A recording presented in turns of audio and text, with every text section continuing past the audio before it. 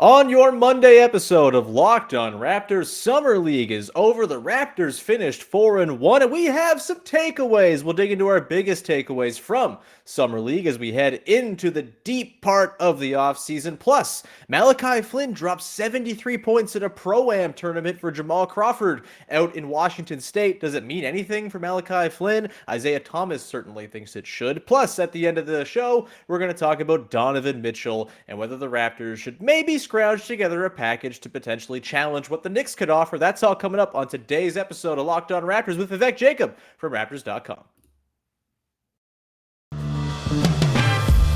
You are Locked On Raptors, your daily Toronto Raptors podcast, part of the Locked On Podcast Network, your team every day.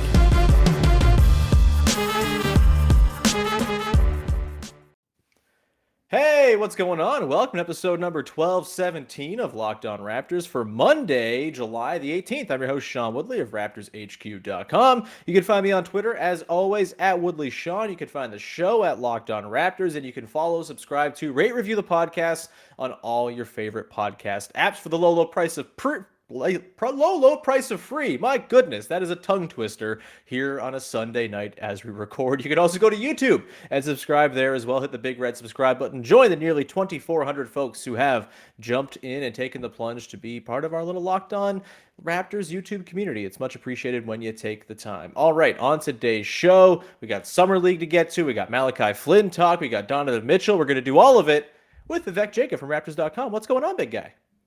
Nothing much, man. Just enjoyed the weekend. Looking forward to the week ahead. Got some quality Summer League action to talk about. Quality Summer League action. Certainly, the air quotes doing a whole lot of work on that one. Yeah, we'll start there. Let's do that. We're going to talk about Malachi Flynn and his 73-point game in the Pro-Am and, you know, all the different takes to come around about that. League this man, or et cetera, et cetera. Everything has to be hype all the time. It can't just be that maybe a guy's, you know, he's a professional basketball player. Maybe he should put up 73 in a Pro-Am. We'll get to that. We're going to talk about the Summer League right now. The Raptors finished up 4-1. They beat the Milwaukee Bucks in the, I guess, like, the third place game is what they're calling it in the, I really wish there was like a knockout tournament at the end of the Summer League, but that's besides the point. They got to play against the Bucks to close things out. They beat them 80-69. A lot of the regulars from the previous four games didn't really play. No Dalano Banton, no Armani Brooks, no DJ Wilson, no Justin Champagnie. Of course, he missed all of the games with an injury. You got Jeff Dowtin was out as well, and David Johnson. Everyone else, though, played. Christian Koloko played, had 11 points, 5 of 10 shooting. Did typical Christian Koloko things, I suppose, except for block shots. Look, you can probably hear it in my voice. I'm having a hard time really conjuring any sort of grand thoughts about Summer League. It's a little less fun when you don't have Scotty Barnes playing in it, Big V. I don't know what to say. What were your sort of overall grand takeaways from the Raptors Odyssey down in Vegas for the last 5 games? Yeah, so for me, Summer League is something where I just go in with zero expectations. I just want to see where players are at.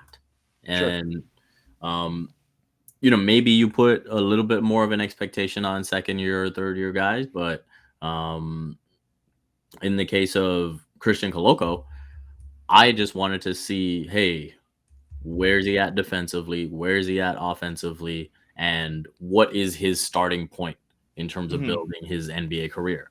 What I saw was a guy who is extremely mobile, who looks like he'll be able to catch on to defensive principles fairly quickly. And on the other end of the floor, the offense is going to take some time, to put it mildly. Yeah, there's a long way to go on that end of the floor. But I think all expectations once he was picked was that this is more of a project that he's going to spend plenty of time with the 905 this season. And I saw nothing that really changes that opinion of mine. And I'm perfectly fine with that. Yeah, I think maybe my overarching take about Summer League is that nothing I saw in Summer League alters my view of what the team is going to be on opening day necessarily, right? Like, it's nice that Dalano Banton continues to kind of expand his repertoire and, you know, he figures to get some rotation duty next season. I mean, he did in his rookie season, so it stands to reason he would still get in there, but no one to me popped to the point where I'm like looking at Otto Porter Jr. and thinking, uh-oh, buddy, you should be watching out for your spot. Like, I don't think that's the case at all. I think the top 9 guys is going to be a really good top 9, barring injury and things like that. And I don't think anyone really popped to the point where I think anyone's in trouble of losing their preordained rotation job from day one, which is fine. Justin I also Champagny think is the mystery box, right? this is true. This is true. He might do just love show up Justin at training Champagny in camp these to be- parts. Yeah.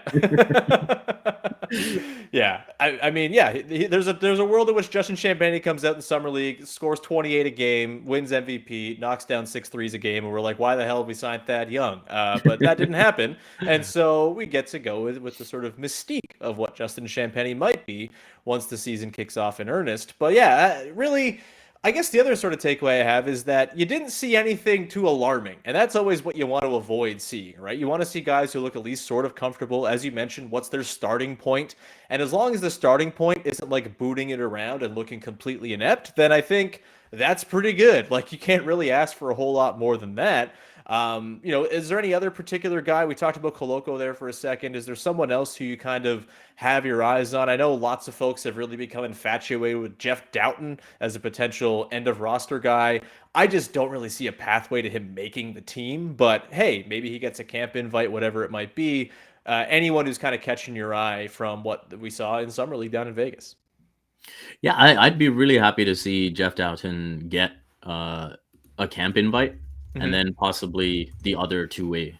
Obviously, you've got Ron Harper Jr. on the 1-2-way, and if he's amenable to that, I think that would be a good way to go. I thought there was plenty of pop off the bounce. I think he would offer something different to what the Raptors currently have in terms of, the end of the roster capabilities. And so I think that's something that is valuable. Dalano Banton, it's nice to see the shot come along. I think it's certainly better than what it was at the end of the season. For sure. But there's still some ways to go to get it up to, say, league average or whatever it may be. But the confidence is there for sure. Other thoughts, I think Ron Harper Jr., the two-way is probably what makes sense. Probably another guy that's going to spend the entire season in 905.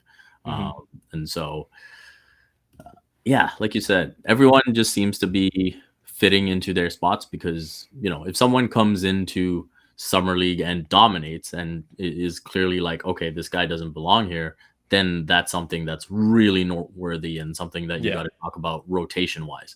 There was nothing that happened that necessarily changed those conversations. Yeah, I mean, I think we saw maybe like the first inklings that Scotty Barnes might be something awesome in his summer league appearances last year. I don't think it was ever quite as like overwhelming as it became in the regular season. But I think of a guy like Norm Powell, for example, who just demolished summer league as a second round pick, and it was like, oh, okay, this guy's like 100% on the radar. And by the middle of the season, he was in the rotation and he was a regular piece, and he saved games for them in the playoffs. And so, like, that is really sort of the only summer league level experience that I'm ever going to really be moved by. Jonas Valanciunas, I guess, winning MVP of summer league way back when, before it was cool to go to summer league, was another big one too. But I didn't see anything like that. And yeah, maybe Jeff Dowtin gets himself an invite. He's, I think, the sort of person most people have their eyes sort of their eyebrows raised at a little bit, just as a new face who did some really interesting things very efficiently, I might add as well, throughout his 4 games that he played. But at the same time, any sort of illusions that he's going to be like the backup point guard to Fred VanVleet, I think he probably got to chill it a little bit there, because again, the backup point guard is going to be Scotty Barnes and Pascal Siakam and Thad Young and whoever else they have in their group of 9 dudes who are all kind of looking the same outside of Trent and Fred. Everyone else is 6'8", 6'9", whatever it might be. I just think that's where you're going to have the bulk of your minutes coming from, at least at the start of the season. And no one really moved me in Summer League to the point that I'm going to change that take all that much for now. We're going to continue on to talk about a guy who was not at Summer League and was instead playing in Jamal Crawford's Pro-Am event out in Washington State and put up 73 points. It's Malachi Flynn. 73 points against some pros and some not pros mean anything for what his future might hold for the Toronto Raptors. We're going to talk about Malachi Flynn and all of his different sort of potential outcomes this season coming up in just a sec. But first, I want to tell you about our friends over at betonline.net, your number one source for all your sports betting needs and info. Find all the latest sports developments, league reviews, news, injury reports, everything you might need for Major League Baseball. We're heading into the All-Star break right now. If you want to put some money down on teams down the stretch run, putting together a run, now is the time. The Blue Jays, for example, fired their manager, won some games against AAA team over the weekend against the Royals. Maybe, just maybe, they're turning things around and you can go put money on them. I bet their odds on winning the AL East 14 games back right now are extremely, extremely favorable if you put some money down and you end up winning it. So go ahead and take a look. BetOnline.net remains the best spot for all your sports scores, podcasts, and news this season. BetOnline is also the fastest way to check in on all your favorite events that happen one-off. You got MMA, boxing, golf tournaments, everything else that happens just once a year is all available there at BetOnline as well. Head to the website today, use your mobile device to learn more about the trends in the action. BetOnline is where the game starts.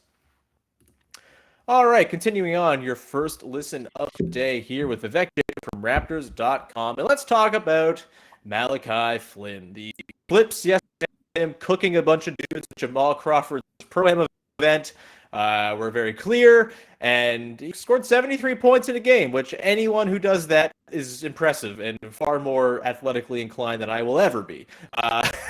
It's just the facts. But, you know, I think when you see things like that, the sort of hype train gets going, and it's like, see, this guy should totally be playing for the Raptors, obviously. And that's where I start to sort of nod off and fall asleep because I'm disinterested. I don't know, Vivi, am I being too dismissive right now to say that Malachi Flynn's 73 points in a Pro-Am game means literally nothing to me about what next season's rotation will look like and where his lot on the team is? I know Isaiah Thomas, also one of those sort of Washington State dudes alongside Jamal Crawford, Terrence Ross, all the lovely gunners we love. They make a certain type out there, don't they? But he said, hey, like once this guy gets a real opportunity, he's gonna succeed. Seems like some sort of Nick Nurse jab or something like that. Thoughts on that? The Isaiah Thomas of it all. Malachi putting up 73 in a Pro-Am game. Where are you at with Malachi Flynn? Are you at all moved in your position that existed before this weekend about Malachi Flynn and his lot with the team going forward? Well, first off, it's a really cool thing that he could go to his hometown and do what he did. And yeah, that rocks. But I don't want to denigrate it in any way. It's very cool. And like 73 points rocks. 73 points is 73 points. I don't care who it's against. I don't care if it's in 2K. It's impressive. Yeah. And so I think it was fun to watch and those clips, and it's something that he'll remember.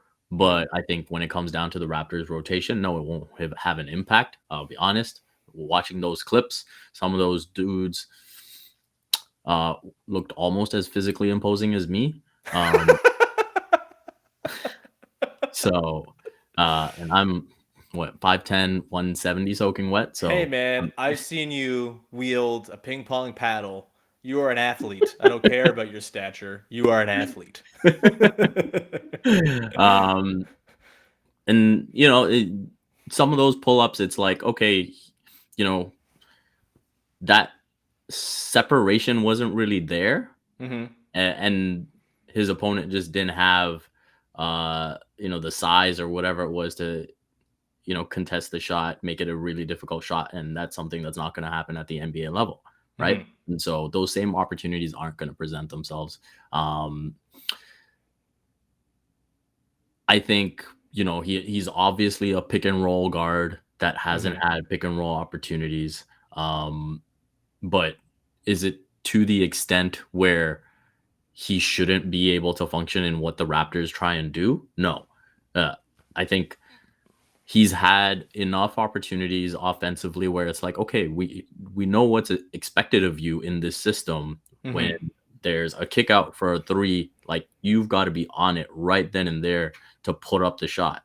And there's times where the confidence hasn't been there. There's times where it's almost like he's so hell-bent on being a playmaker that he's looking for something else before he's considering his shot.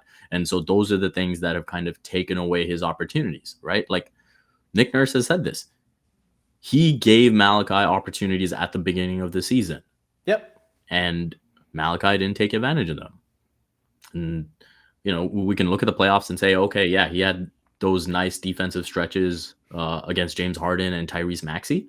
Mm-hmm. And that was the peak of it, right? And so he has done nothing at the NBA level to have a bigger opportunity than he's had so far within the system that the Raptors run. Is there a bigger opportunity for him somewhere else that suits more of his playing style? Probably. Mm-hmm. But part of the challenge in the NBA is trying to make it work wherever you are, right? Like if you're really good, you'll make it work wherever you are. There's certain spots you'll shine brighter than others because it's a perfect match. But when you are where Malachi Flynn is at, you got to make the most of it wherever you are. That's my thing. Is like, yes, I understand that he was drafted into a situation that doesn't exactly fit his strengths, right? They don't run any pick and roll. They don't really have any targets as big men on the roll, at least in the traditional fashion. And, that they play a defense that prioritizes length and ranginess. And while he's a good defender, he's proven that, I think. And, he had the pedigree coming out of college, as I think like the WAC or WEC, whatever conference he was in. He was the defensive player of the year out there. And then, he has had some good flourishes. You mentioned in the playoffs. He's like a pretty capable on-ball guy. He's good at jumping passing lanes and all that stuff. But like, it's obviously not a defense that is set up for Malachi Flynn's to really be sort of the prime focus, right? And so, yeah, I get it's not a team that is accustomed or like set up to be exactly sort of fitting to his skills. But also, when you're the 29th pick, no team is ever drafting you because you fit like perfectly into their system, right? Like it's just not how it works. Like you're not finding perfect fits for systems at 29. You have flawed players coming in. And it's not like the Raptors run nothing with screening actions to get ball handlers rolling downhill. That's kind of all they do. They just do it in a silly like weave fashion at the top of the arc all the time. But like there's still screening actions. There's still ways that they try to get their guards and ball handlers loose. And maybe it's not traditional, but you have to figure out a way to work around it. And it's not even just the pick and roll stuff with me. It's just the shot making has never been there. The eagerness to take shots has never been there. Big V, if I was just to ask you this trivia question right now, what is Malachi Flynn's career true shooting percentage? What would you say? I would probably guess like 52. It's 48.5. Like he doesn't hit shots. He's never hit shots when he's had opportunities to. And I understand it's not a team that's been totally geared towards maximizing Malachi Flynn's success, but look at the other players on the team. Why would they gear the whole team to Malachi Flynn when they have everyone else who does this other thing really effectively? It just doesn't make any sense to me. And so it's unfortunate for sure that it seems like maybe this could be a lost cause of Raptors development. And, you look at Desmond Bane being the pick right after him, and that one really, really stings if you're a Raptors fan. But I feel like we don't got to make fetch happen just because the dude put up 73 in a Pro-Am game and there were clips of it and there's lots of social sharing of it. Like, that doesn't mean that he has any sort of proof of concept in the NBA other than like 4 games after the All-Star break last year when Fred went out. Flynn came in and admittedly played excellent, was really, really good in those 4 games and got hurt. And that sucks. But he's got to recapture that magic at some point here. And, whether it's in the preseason he gets some run, whether it's a time in the regular season where a guy goes down, maybe Fred gets hurt again or needs some time off and he slides back in. I'm not putting it past Malachi Flynn to go and claim it back again and say, hey, like, give me a job. I'm deserving of minutes. Look at what I'm doing. Like, that could totally happen. But I don't think it should just be like handed to him. Like, yeah, okay, Malachi Flynn, you've had such a hard run the last couple of years. We haven't set up a team to be suited to you. Here's 10 minutes of rotation time, just handed to you. Like, he hasn't earned that. I'm sorry. I feel like an ass when I talk about Malachi Flynn. But I don't get it because a lot of folks really seem to think that there's something there that I've just not seen. Yes, he's not had a ton of opportunity, but you're totally right in that he has been given opportunities that he has just not taken. And the one time he did take it was in the back part of the Tampa season where everything was fake and the points didn't matter. So I don't know, man. Am I a bad person for being this down on Malachi Flynn? Poor Malachi Flynn. Am I anti-Raptors Nation? No, man, I like it. I like it. Bring the fire with the takes. I like it. No, the last thing I'll say in this is that Pro-Am, like, it shows that there is a world of difference between the 350th to 400th ranked NBA player and the rest of us normal humans, and the 350th to the 400th ranked NBA player and the 200th ranked even, right? Yep. Both of those things can be true. Yeah. Malachi Flynn can be way, way, way, way better than Pro-Am guys and anyone that you know. And he can also be far, far, far below the level of a bunch of the guys on the Raptors. Yeah, every single NBA player who's ever lived is the best YMCA player you've ever come across, times 1,000. Like, it's remarkable. But yeah, we don't have to take a thing that happened that was viral and say it means anything about like what his rotation spot should be coming into the season. I don't think he has a rotation spot coming into the season. I would probably put him at like 13th or 14th on the depth chart right now, just in terms of overall guys I'd be interested in seeing get minutes. But again, I'm very happy to have my mind changed on this. I'm someone who once thought Chris Boucher wasn't really an NBA player, and that blew up in my face. I love being wrong. It's great. It means something good has happened probably to the Raptors. And so I'm not rooting against Malachi Flynn necessarily. I just feel like there has to be some just like a cooling of the jets a little bit on what he can be, and the sort of like there's a lot of like Nick Nurse criticism for not playing Malachi Flynn, and you can criticize Nick Nurse for a lot of things. That is not one of them, man. Like again, 48.5 career true shooting. It kind of speaks for itself. With that, we're going to continue on and talk about a guy who has a much higher true shooting percentage in his career and is potentially going to be taking that true shooting percentage that is quite high to some new team that is no longer the Utah Jazz. We're going to talk about Donovan Mitchell. I briefly hit on it last week when the first noise came out that he might actually be on the move now after the Jazz grandstanded and said he would not be. And we're going to talk a little bit about what the Raptors could potentially, maybe they should throw at the Jazz in a potential Donovan Mitchell trade offer. But before we do that, just a reminder that you can listen to Locked On NBA every single day to get a full breakdown of the news and notes the night before in the NBA. It's a great show. We're going daily till the end of the month and then 3 times a week throughout the offseason, so you'll never be without your fix of NBA talk. It's wonderful. Go subscribe on your favorite podcast apps and on YouTube. All right, Big V, let's talk Donovan Mitchell, shall we? It came out last week that after thinking about it and saying, well, we're not really going to trade Donovan Mitchell unless we get our socks blown off, now they're listening because, Brian Windhorst knows all, I guess. He was on this from the jump. So seems like Donovan Mitchell is at some point going to be dealt here, whether it's before the season or somewhere towards the deadline or next summer, who knows, but it does seem like at some point he will no longer be playing for the Utah Jazz. The New York Knicks are like the overwhelming favorites to get him, and probably for good reason. They have a bazillion picks they can throw at the Jazz, and the Jazz seem to be kind of in this position where it's like, well, we got all this for Rudy Gobert. Of course we have to get more for Donovan Mitchell, as if that's how the market works. And it just might, because the Knicks might throw all those picks at them, and they will be happy, and the trade market will be broken forever because no trade will ever happen without 6 picks going up, and we'll just never see trades again or something. Thanks, Danny Ainge.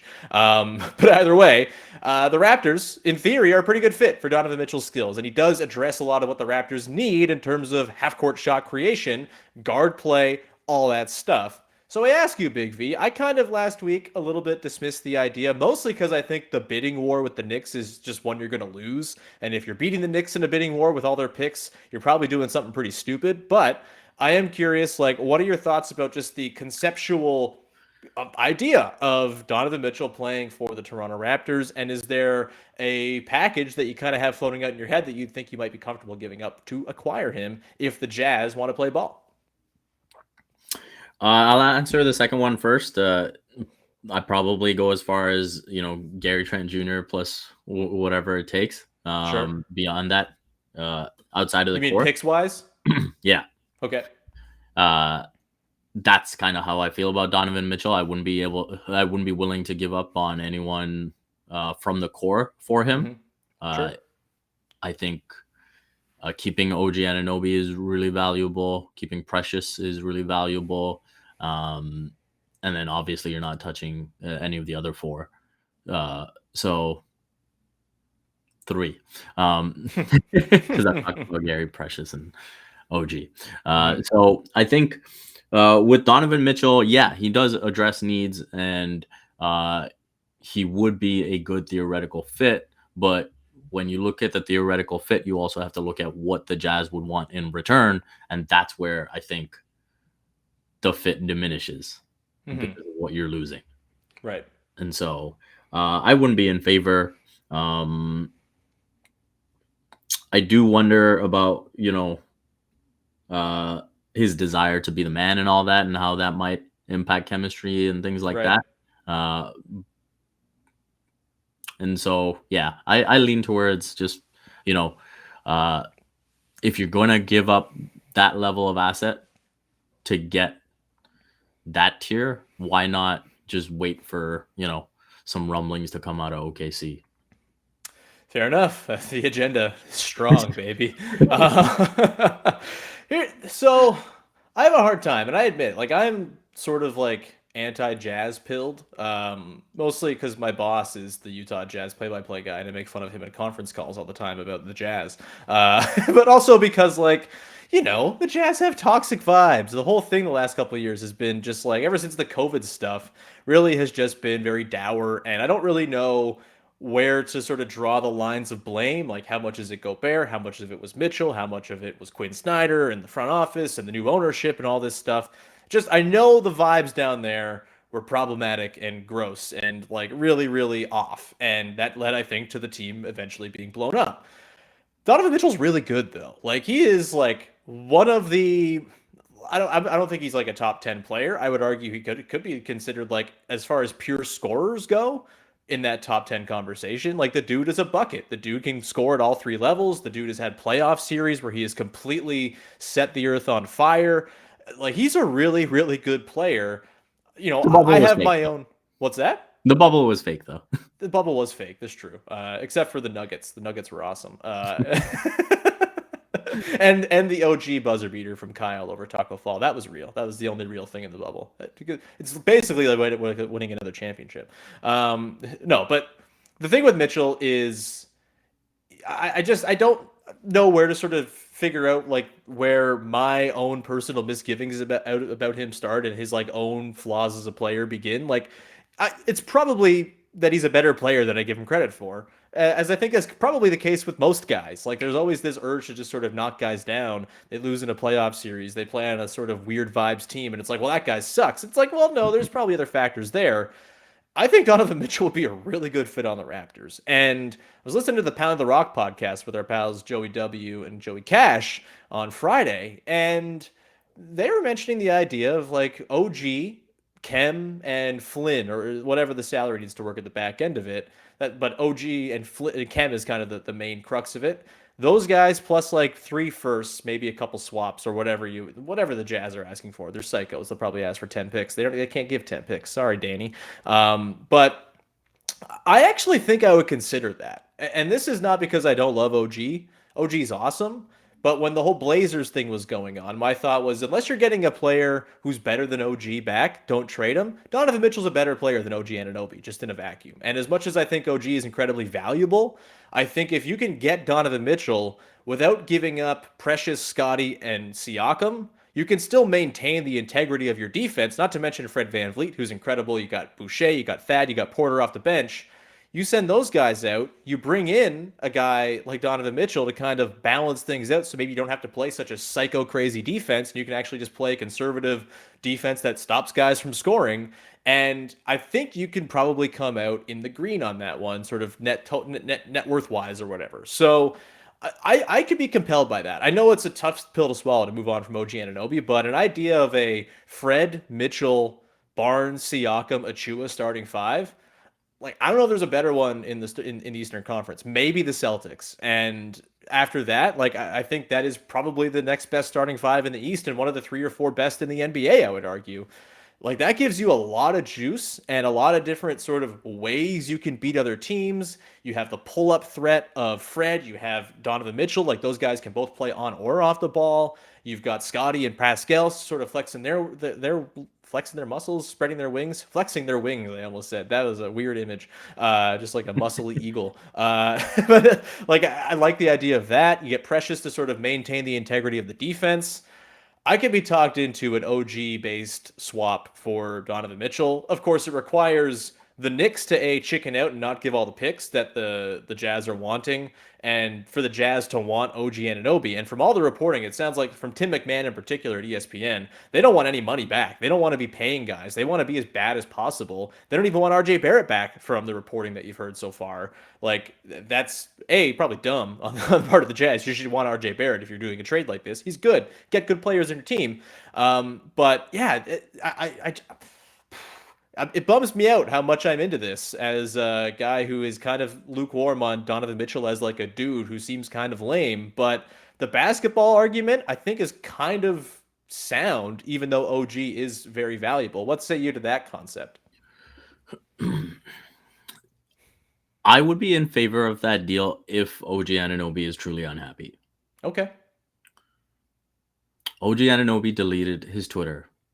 Why would OG Anunoby Did he actually do that? Twitter? Did this happen? You're scaring me now, Windy. I think he did. Damn. R.I.P. to it's our girlfriend now tweet. Damn. Well, I saw the Raptors had put up a post for his birthday, wishing him a happy birthday. Then they deleted it. Then they put up another one, and then they tagged him, but then it said the user doesn't exist.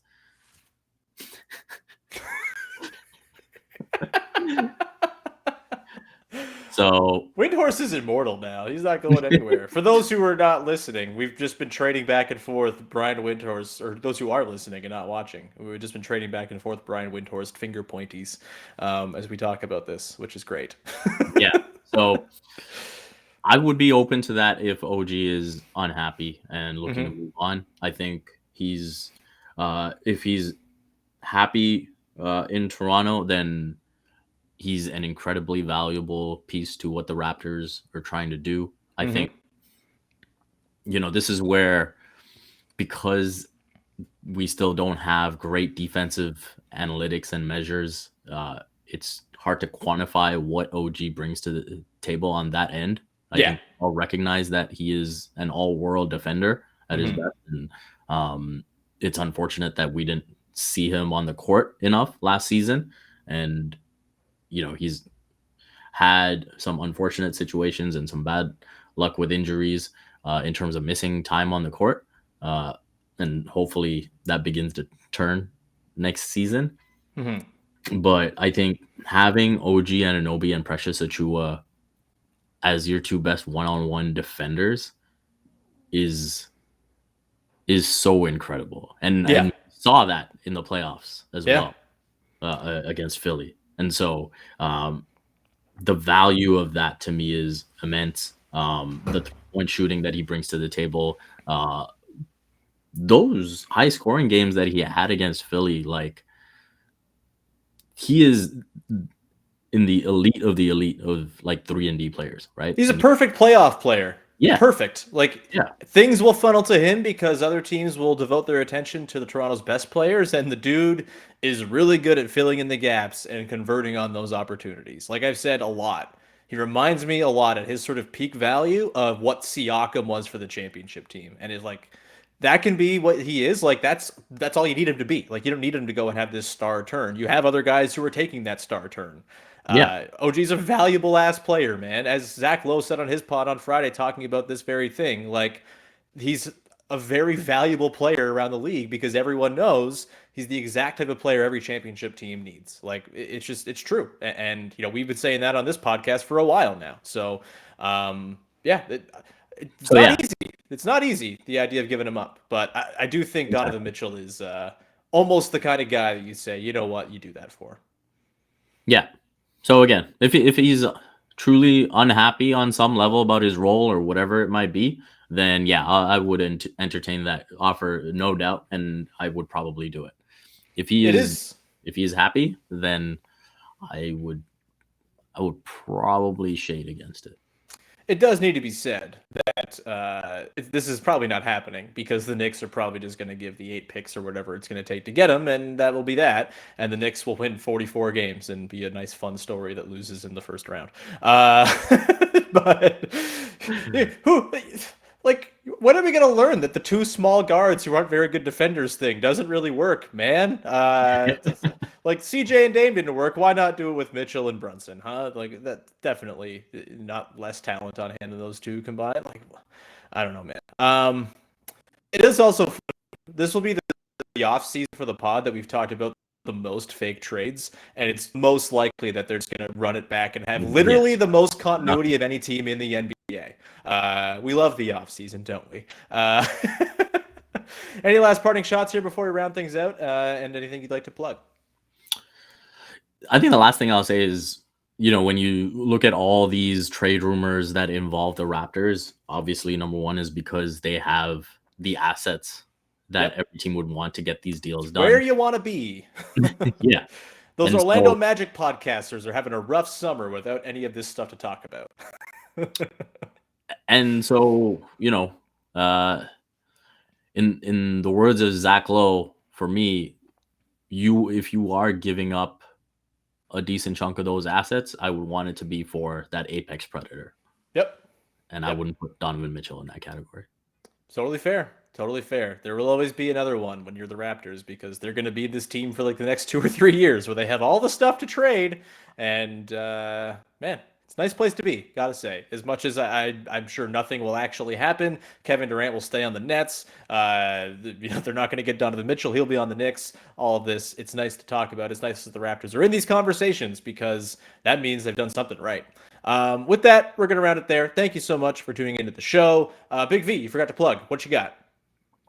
Usual stuff, Raptors.com, Complex Canada, CBC Sports, and you can follow me on Twitter at Vivek Jacob. Awesome. You can find me at Woodley Sean. You can subscribe to the show for free on all your favorite podcast apps and on YouTube. And you can also follow, I don't know. I just did all the plugs. Sometimes I do blogs at Raptors HQ. That's the other thing I was looking for. Either way, back again tomorrow. We I haven't figured out what it's going to be on Tuesday yet. I do know what Friday's podcast is going to be, though, so I'll tease that. Jake Fisher, the People's Insider, is coming on the podcast on Friday. We're going to get the lowdown on the Kevin Durant negotiations, where things are headed, and that'll be a lot of fun on Friday. So stay tuned for that, and we'll fill in the rest of the week with some fun stuff as well as we really move into off-season mode now. Summer League's over. We're going to have some fun, baby. All right, with that, we'll round it out. Thank you very much. We'll talk to you Tuesday. Bye-bye.